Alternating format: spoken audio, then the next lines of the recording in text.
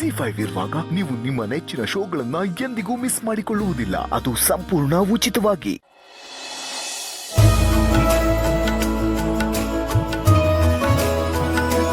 ಅಕ್ಕಾರೆ ಹೊರಗಡೆ ಹೋಗಿ ಬರ್ತಾ ಟ್ಯಾಕ್ಸಿನಾಗ ಬಂದ್ರಿ, ಕಾರ್ ಏನಾಯ್ತು? ಕಾರ್ ಎಲ್ಲಿ? ಬರ್ತಾ ದಾರಿಯಲ್ಲಿ ಕಾರ್ ಕೆಟ್ಟೋಯ್ತು, ಅದಕ್ಕೆ ಟ್ಯಾಕ್ಸಿಯಲ್ಲಿ ಬಂದೆ. ಹೌದಾ, ಸರಿ. ಅಕ್ಕಾರೆ ನಿಮ್ಮ ಹತ್ರ ಏನೋ ಒಂದು ಕೇಳ್ತೀನಿ, ನೀವು ತಪ್ಪು ತಿಳ್ಕೊಬಾರ್ದು. ಇದೇನಪ್ಪ ಮೂಗು ತುರ್ಸ್ತಾಳೆ ಅಂತೇಳಿ ಅಂದ್ಕೋಬಾರ್ದು, ಆಯಿತಾ? ಮಲ್ಲಿ, ನೀನು ಗೊತ್ತು ತಾನೆ, ನೀನು ನನಗೆ ಏನು ಬೇಕಾದರೂ ಕೇಳ್ಬೋದು, ಏನು ಬೇಕಾದರೂ ಹೇಳ್ಬೋದು. ಅದಕ್ಕೆ ಯಾಕೆ ಪೀಠಿಗೆ ಆಗ್ತಿದ್ಯಾ? ಅದರ ಅವಶ್ಯಕತೆನೇ ಇಲ್ಲ. ಏನು ಹೇಳು? ಅಕ್ಕಾರೆ, ನೀವು ಅವರು ತುಂಬ ಹೊತ್ತು ಮಾತಾಡ್ತಾ ನಿಂತಿದ್ರಿ, ಅದು ತುಂಬ ಗಂಭೀರವಾಗಿ ಮಾತಾಡ್ತಾ ಇದ್ರಿ. ಅಂತ ತಲೆ ಹೋಗೋಂಥ ವಿಷಯ ಏನು ಅಂತ ಕುತೂಹಲ, ಆಟಯ್ಯ. ಏನು ಮಾತಾಡ್ತಾ ಇದ್ರಿ ಅಕ್ಕಾರೆ? ಏನಿಲ್ಲ, ಹಾಗೆ ಸುಮ್ಮನೆ ಕಷ್ಟ ಸುಖ ಮಾತಾಡ್ಕೋತಿದ್ರಿ. ಕಷ್ಟ ಸುಖವ? ಈಗಿನ ಕಾಲದಾಗೆ ಒಂದೇ ಮನೆಯವರೇ ಮುಖಕ್ಕೆ ಮುಖ ಕೊಟ್ಟು ಮಾತಾಡೋಕ್ಕಿಲ್ಲ. ತಿಂದ್ರ ಬಿಟ್ರ ಸತ್ತಿದ್ದೀರಾ ಬದುಕಿದ್ದೀರಾ ಅಂತಲೂ ಕೇಳೋಕ್ಕಿಲ್ಲ. ಅಂಥದ್ರಲ್ಲಿ ನೀವು ಹೊರಗಡೆ ಇರೋ ಕಷ್ಟ ಸುಖ ಮಾತಾಡ್ತಾ ಇದ್ರಾ? ನೀವು ಮಾತಾಡ್ತೀರಾ ಬಿಡಿ, ನೀವು ಟೀಚರ್ ಅಲ್ವೇ, ನಿಮ್ಮ ಮನಸ್ಸು ವಿಶಾಲವಾದದ್ದು. ಆದರೂ ಏನು ಕಷ್ಟ ಸುಖ ಮಾತಾಡ್ತಾ ಇದ್ರಿ? ಏನಿಲ್ಲ ಮಲ್ಲಿ, ಅದು ನಾನು M.Tech ಮಾಡಿದ್ದೀನಿ, ಅದಕ್ಕೆ ತಕ್ಕನಂಗೆ ಕೆಲಸ ಸಿಗ್ತಿಲ್ಲ, ಅದಕ್ಕೆ ಡ್ರೈವರ್ ಕೆಲಸ ಮಾಡ್ತಿದ್ದೀನಿ, ನಿಮ್ಮಿಂದ ಏನಾದರೂ ಹೆಲ್ಪ್ ಸಿಗುತ್ತಾ ಅಂತ ಕೇಳಿದ್ರು. ಅದಕ್ಕೆ ನಾನು ಹೇಳಿದೆ, ನಿಮ್ಮ ರೆಸ್ಯೂಮೆ ಕಳಿಸ್ಕೊಡಿ, ನಾನು ಆನಂದ್ ಅವ್ರ ಹತ್ರ ಅಥವಾ ಗೌತಮ್ ಅವ್ರ ಹತ್ರ ಮಾತಾಡ್ತೀನಿ, ಏನಾದರೂ ಆದರೆ ಮಾಡ್ತೀನಿ ಅಂತ ಹೇಳಿದೆ ಅಷ್ಟೆ. ಈ ವಿಷಯನ ಆಟೊಂದು ಗಂಭೀರವಾಗಿ ಮಾತಾಡ್ತಾ ಇದ್ರಾ? ಒಂದಕ್ಕೊಂದು ಹೊಂದಾಣಿಕೆನೇ ಆಗ್ತಿಲ್ಲಲ್ಲ ಅಕ್ಕಾರೆ. ನಂಗೆ ಯಾಕೋ ನೀವು ನನ್ನ ಹತ್ರ ಏನೋ ಮುಚ್ಚಿಡ್ತಿದ್ದೀರಾ ಅಂತ ಅನ್ನಿಸ್ತೈತೆ. ಕುತೂಹಲ ಹೋಗಿ ಅನುಮಾನ ಶುರು ಆಗ್ತೈತೆ. ಮಲ್ಲಿ, ನೀನು ನನ್ನ ಮೇಲೆ ಅನುಮಾನ ಪಡ್ತಿದೀಯಾ? ಇಲ್ಲಿ ನೋಡಿಲ್ಲೇ, ನಾನು ನಿನ್ಗೇನು ವಿಷಯ ಹೇಳಿದ್ನೋ ಅಷ್ಟೇ, ಅದು ಬಿಟ್ರೆ ನೀನು ಇಲ್ಲ. ನೀನು ಬೇಡದೇ ಇರೋ ಹುಳನ ತಲೆಗೆ ಬಿಟ್ಕೋಬೇಡ. ಅದು ಸರಿ ಅನ್ನಿ. ಆಮೇಲೆ ತಲೆ ಹೋಗಿ ಹುಳ ಸಾಗಾಣಿಕೆ ಕೇಂದ್ರ ಆಗ್ಬಿಡೈತೆ. ನಿಜ, ಅದು ಹಾಗೆ ಆಗೋದು. ಅದಕ್ಕೆ ತಲೆಗೆ ಜಾಸ್ತಿ ಕೆಲಸ ಕೊಡಬಾರ್ದು. ತಲೆ ಯಾಕಿರೋದು ಹೇಳು? ತಲೆ ಇರೋದು ಓಡಿಸೋದಕ್ಕೆ, ಕೆಡಿಸೋದಕ್ಕಲ್ಲ. ಬರ್ತೀನಿ. ಅಕ್ಕ ಹೇಳಿದ್ದು ದಿಟ್ವೆಯ, ತಲೆ ಇರೋದು ಓಡಿಸೋದಕ್ಕೆ, ಕೆಡ್ಸ್ಕೊಳ್ಳೋದಕ್ಕಲ್ಲ.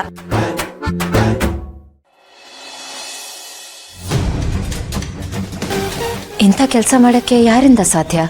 ಈ ವಿಷಯನ ಗೌತಮ್ ಅವ್ರ ಗಮನಕ್ಕೆ ತರಲಾ ಬೇಡವಾ? ಏನ್ರಿ ಭೂಮಿಕಾ ಮೇಡಮ್, ಏನೋ ಯೋಚನೆ ಮಾಡ್ತಾ ಇದ್ದೀರಾ? ಏನಿಲ್ಲ ಗೌತಮ್ ಅವರೇ, ನಾನು ಸುಧಾ ಪುಟ್ಟಿನ ಸ್ಕೂಲಿಂದ ಕರ್ಕೊಂಡು ಬರಕ್ಕೆ ಅಂತ ಹೋಗಿದ್ವಿ. ನಿಮ್ದು ಯಾಕೋ ಜಾಸ್ತಿ ಆಯ್ತು ಕಣ್ರಿ. ಸ್ವಲ್ಪ ಲೀನಿಯನ್ಸ್ ಕೊಟ್ರೆ ಫ್ರೀಡಮ್ನ ಮಿಸ್ಯೂಸ್ ಮಾಡ್ಕೋತಾ ಇದ್ದೀರಾ. ನಾನು ಮನೇಲೇ ಓಡಾಡಿ ಅಂತ ಹೇಳಿದ್ದು, ಹೊರಗಡೆ ಬಿಸಿಲಲ್ಲಿ ಯಾಕೆ ಹೋಗಿದ್ರೆ? ಅಲ್ಲ, ನಮ್ಮ ಗಾಡಿಯಲ್ಲೇ ಹೋಗಿದ್ವಿ, AC ಹಾಕೊಂಡು ಹೋಗಿದ್ದೆ ನಾನು. ಬಟ್ ವಿಷಯ ಅದಲ್ಲ ಕೇಳಿ. ಪುಟ್ಟಿನ ಸ್ಕೂಲಿಂದ ವಾಪಸ್ ಕರ್ಕೊಂಡು ಬರ್ತಿರ್ಬೇಕಾದ್ರೆ ನಮ್ಮ ಗಾಡಿ ಕೆಟ್ಟೋಯ್ತು. ನಾವು ಕ್ಯಾಬಲ್ಲಿ ಬಂದ್ವಿ. ಆ ಕ್ಯಾಬ್ ಫೆಲ್ಲೋ ಸಖತ್ ಇಂಟ್ರೆಸ್ಟಿಂಗ್ ಗೊತ್ತಾ, ಪಟಪಟ ಅಂತ ಮಾತಾಡ್ತಿದ್ದ. ಅವ್ನ ಮಾತಲ್ಲೇ ಗೊತ್ತಾಯ್ತು ಅವ್ನು ಒಳ್ಳೆ ಹುಡುಗ, ಸ್ವಾಭಿಮಾನಿ. ಹಾಗೆ ಮಾತಾಡ್ತಾ ಮಾತಾಡ್ತಾ ವಿಚಾರಿಸಿದೆ, ಅವ್ನು M.Tech ಮಾಡಿದ್ದಾನೆ. M.Tech ಗ್ರಾಜುಯೇಟಾ? M.Tech ಗ್ರಾಜುಯೇಷನ್ ಮಾಡಿಕೊಂಡು ಕ್ಯಾಬ್ ಓಡಿಸ್ತಾ ಇದ್ದಾರಾ? ಅದು ಕಡಿಮೆ ತಪ್ಪು ಅಂತ ನಾನು ಹೇಳ್ತಾ ಇಲ್ಲ. ಯಾವುದಾದ್ರೂ ಒಂದು ಕಂಪ್ನಿ ಕೆಲಸ ಮಾಡ್ಬೋದಾಗಿತ್ತಲ್ಲ. ಮುಂಚೆ ಕಂಪ್ನಿಯಲ್ಲೇ ಕೆಲಸ ಮಾಡ್ತಿದ್ನಂತೆ, ಅವ್ರ ಕಂಪ್ನಿಯಲ್ಲಿ ಲೇ ಆಫ್ ಆಗಿ ಕೆಲಸ ಕಳ್ಕೊಂಡಂತೆ. ಇನ್ನೊಂದು ಕೆಲಸ ಹುಡುಕ್ತಿದ್ದೀನಿ, ಅಲ್ಲಿವರೆಗೂ ಯಾಕೆ ಸುಮ್ಮನೆ ಇರಬೇಕು, ಅದಕ್ಕೆ ಕ್ಯಾಬ್ ಓಡಿಸ್ತಿದ್ದೀನಿ ಮೇಡಮ್ ಅಂತ ಹೇಳ್ದ. ಗೌತಮ್ ಅವರೇ, ನಮ್ಮ ಕಂಪ್ನಿಯಲ್ಲಿ ಏನಾದರೂ ಜಾಬ್ ಓಪನಿಂಗ್ ಇದೆಯಾ? ಇಲ್ಲ ಭೂಮಿಕಾ, ತುಂಬಾನೇ ಸಮಸ್ಯೆ ಇದೆ. ಎಲ್ಲ ಕಡೆ ಲೇ ಆಫ್ ಆಗ್ತಾ ಇದೆ. ಆ್ಯಂಡ್ ನಮ್ಮ ಕಂಪ್ನಿಯಲ್ಲೂ ತುಂಬ ಜನ ಕೆಲಸಕ್ಕೆ ಅಪ್ಲೈ ಮಾಡಿದ್ದಾರೆ. ಬಟ್ ಈಗ ನೀವು ಇಷ್ಟೊಂದು ರೆಕಮೆಂಡ್ ಮಾಡ್ತಾ ಇದ್ದೀರಾ ಅಂದಮೇಲೆ ನಾನು ಕೆಲಸ ಕೊಡಿಸ್ಲೇಬೇಕು. ಇಲ್ಲ ಇಲ್ಲ, ನಾನು ರೆಕಮೆಂಡ್ ಮಾಡ್ತಿಲ್ಲ, ಸುಮ್ಮನೆ ರೆಫರ್ ಮಾಡ್ತಿದ್ದೀನಿ ಅಷ್ಟೇ. ಓಕೆ. ನೋಡಿ ಗೌತಮ್ ಅವರೇ, ಸ್ಕಿಲ್ಲು ಕ್ವಾಲಿಫಿಕೇಶನ್ ಅನ್ನು ಎಲ್ಲರಲ್ಲೂ ಇರುತ್ತೆ, ಆದರೆ ಒಂದು ಒಳ್ಳೆ ವ್ಯಕ್ತಿ ಸಿಗೋದು ತುಂಬಾ ಕಷ್ಟ. ಅಂಥವ್ರೆ ಅಲ್ವಾ ಯಾವುದೇ ಕಂಪ್ನಿಗೂ ಅಸೆಟ್ ಆಗೋದು. ನಾನು ಅವ್ನ ರೆಸ್ಯೂಮೆನ ಮೇಲ್ ಮಾಡೋದಕ್ಕೆ ಹೇಳಿದ್ದೀನಿ, ಅದು ನಿಮಗೆ ಫಾರ್ವರ್ಡ್ ಮಾಡ್ತೀನಿ. ನಾನು ಫೋರ್ಸ್ ಮಾಡ್ತಿಲ್ಲ. ಇಂಟರ್ವ್ಯೂ ಮಾಡಿ ನಿಮಗೆ ಸರಿ ಅನ್ಸಿದ್ರೆ ಜಾಬ್ ಕೊಡಿ. ಓಕೆ ಓಕೆ, ನೀವು ರೆಸ್ಯೂಮೆನ ಫಾರ್ವರ್ಡ್ ಮಾಡಿ.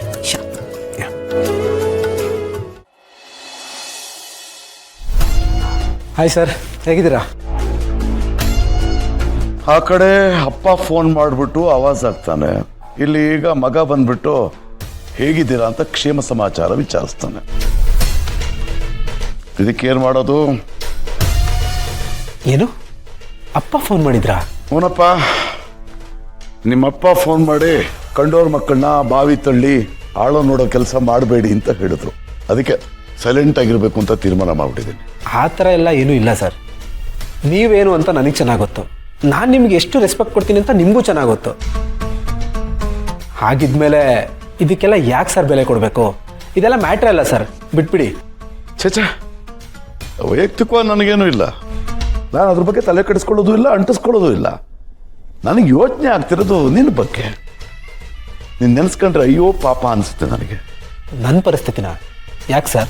ನಿನಗೆ ಗಟ್ಟಿಯಾಗಿ ಉಸಿರಾಡೋದಕ್ಕೂ ಫ್ರೀಡಮ್ ಇಲ್ವಲ್ಲ ಅಂತ. ಹಾಗೆ ತಾನೇ ನಿಮ್ಮ ಮನೇಲಿ ಇರೋದು? ಇಲ್ಲ ಸರ್, ಅಷ್ಟೊಂದೇನಿಲ್ಲ.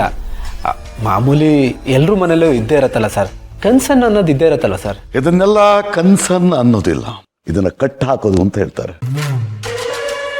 ನಿಮ್ಮಪ್ಪ ನನಗೆ ಫೋನ್ ಮಾಡಿ ಚಿಕ್ಕ ಮಗಳು ಥರ ನನ್ನ ಮಗನ ಹಾಳು ಮಾಡಬೇಡಿ ಅಂತ ಹೇಳಿದ್ರಲ್ಲ, ಆಗಲೇ ಗೊತ್ತಾಯ್ತು ನನಗೆ ನಿಮ್ಮ ಮನೆಯಲ್ಲಿ ನಿನ್ನನ್ನು ಹೇಗೆ ಟ್ರೀಟ್ ಮಾಡ್ತಾರೆ ಅಂತ. ಎಷ್ಟಾಗಲಿ ನಿಮ್ಮಪ್ಪ ಮೇಷ್ಟ್ರಲ್ವಾ, ಸ್ಟ್ರಿಕ್ಟಾಗಿ ಬೆಳೆಸ್ಬಿಟ್ಟಿರ್ತಾರೆ. ಈಗಲೂ ಹಾಗೆ ಇರಲಿ ಅಂತ ಎಕ್ಸ್ಪೆಕ್ಟ್ ಮಾಡ್ತಾರೆ. ಮನೇನ ಒಂಥರ ಮಿಲಿಟ್ರಿ ಕ್ಯಾಂಪ್ ಥರ ಇಟ್ಕೊಂಡ್ಬಿಟ್ಕೋಬೇಕಲ್ವಾ. ನೀನು ಸೈಲೆಂಟಾಗಿ ಇದೆಯಲ್ಲ, ಇದನ್ನ ನೋಡಿದ್ರೆ ಗೊತ್ತಾಗುತ್ತೆ ನಿನ್ನ ಸಿಚುವೇಶನ್ ಏನು ಅಂತ. ಮೊದಲು ನಿನ್ನ ಹೆಂಡತಿ ಫೋನ್ ಮಾಡಿದ್ಲು, ಆಮೇಲೆ ನಿಮ್ಮಪ್ಪ ಫೋನ್ ಮಾಡಿ ಮಾತಾಡಿದ್ರು. ಮುಂದೇನು ಇಡೀ ಫ್ಯಾಮಿಲಿ ಬಂದ್ಬಿಟ್ಟು ನಮ್ಮ ಮನೆ ಮುಂದೆ ರೆಡಿ ಕೂತ್ಕೊಳ್ತಾ ಹೇಗೆ? ನಿನ್ನನ್ನು ನೋಡಿದ್ರೆ ಕಳ್ಳು ಕಿವಿಚ್ದಂಗೆ ಆಗುತ್ತೆ, ಅಯ್ಯೋ ಅನಿಸುತ್ತೆ. ಈ ಪಮಲಿನ ನಾಯಿ ಇರುತ್ತಲ್ಲ, ನೀನು ನೋಡಿದ್ರೆ ಆ ನಾಯಿ ನೆನಪಾಗುತ್ತಪ್ಪ. ನಿಜವಾಗ್ಲೂ ತುಂಬ ಪಾಪ ಕಣಪ್ಪ. ದುಡಿಯೋ ಗಂಡಸಾದ್ರೂ ಮನೆಯಲ್ಲಿ ಎಲ್ಲರಿಗೂ ಎದುರ್ಕೊಂಡು ಬದುಕಬೇಕು. ಬೀದಿನಲ್ಲಿ ಹುಲಿ, ಮನೆಯಲ್ಲಿ ಇಲಿ, ಆ ಥರ ಅಲ್ವಾ? ಇಲ್ಲ ಸರ್, ಹಾಗೆಲ್ಲ ಏನೂ ಇಲ್ಲ. ನನಗೆ ನನ್ನದೇ ಆದ ಫ್ರೀಡಮ್ ಇದೆ. ಕಂಡಿದ್ದೀನಿ ಬಿಡಪ್ಪ. ಆಫ್ಟರ್ ಆಲ್ ಡ್ರಿಂಕ್ಸ್ಗೆ ಈ ಪಾರ್ಟಿ ಎಲ್ಲ ಗಲಾಟೆ ಮಾಡ್ತಾರೆ ಅಂದಮೇಲೆ ನಿಮ್ಮ ಮನೆಯಲ್ಲಿ ಎಂಥ ಉಸಿರುಗಟ್ಟೋ ವಾತಾವರಣ ಇದೆ ಅಂತ ಗೊತ್ತಾಗಲ್ವ ನನಗೆ. ಅದಕ್ಕೆ ಇನ್ಮೇಲೆ ಡ್ರಿಂಕ್ಸ್ನ ಬಿಟ್ಟಕ್ಕೆ ಹೋಗ್ಬೇಡ. ನಿನ್ನ ಸವಾಸನೂ ಬೇಡ ನನಗೆ. ಹೇಗೋ ಮನೆಯಲ್ಲಿ ಜ್ಯೂಸ್ ಕುಡ್ಕೊಂಡು ಕಾಲು ಹಾಕ್ಬಿಡು. ಅವ್ರು ಹೇಳ್ತಾರೆ ಅಂತ ಎಲ್ಲದನ್ನು ಬಿಡೋದಕ್ಕಾಗುತ್ತೆ ಸರ್? ಕಷ್ಟಪಟ್ಟು ದುಡಿತೀನಿ ಅಂದಮೇಲೆ ನನಗೂ ರೈಟ್ಸ್ ಇರುತ್ತೆ. ಇನ್ಮೇಲೆ ನಾನು ಯಾರ ಮಾತು ಕೇಳಲ್ಲ. ನನಗೆ ಹೇಗೆ ಬೇಕೋ ಹಾಗೆ ಇರ್ತೀನಿ. I don't care. ಬನ್ನಿ ಸರ್, ಡ್ರಿಂಕ್ಸ್ ಹಾಕೋಣ. ನಾನು ನಿಮಗೆ ಕಂಪ್ನಿ ಕೊಡ್ತೀನಿ. ಯಾಕೆ ಸರ್ ಹಾಗೆ ನೋಡ್ತಾ ಇದ್ದೀರಾ? ಬನ್ನಿ. ನನಗೆ ನೀನು ಈಗೆಲ್ಲ ಮಾತಾಡೋದು ನೋಡಿದ್ರೆ ನನಗೆ ಆಶ್ಚರ್ಯ ಆಗುತ್ತೆ. ನಂಬಕ್ಕೆ ಆಗ್ತಾ ಇಲ್ಲ. ಅದು ಹಗಲಲ್ಲೇ ಡ್ರಿಂಕ್ಸ್ ಹಾಕೋಣ ಅಂತ ಹೇಳ್ತಾ ಇದೆಯಲ್ಲ ನೀನು. ಯಾವುದಕ್ಕೂ ಇನ್ನೊಂದ್ಸರಿ ಯೋಚನೆ ಮಾಡಪ್ಪ. ಆಮೇಲೆ ನಿಮ್ಮಪ್ಪ ಫೋನ್ ಮಾಡಿ ಬೈದ್ಬಿಟ್ರೆ ಏನು ಮಾಡ್ತೀಯ? ಸರ್, ಹಾಗೆಲ್ಲ ಏನೂ ಆಗಲ್ಲ, ನಾನು ನೋಡ್ಕೊಳ್ತೀನಿ. ಬನ್ನಿ.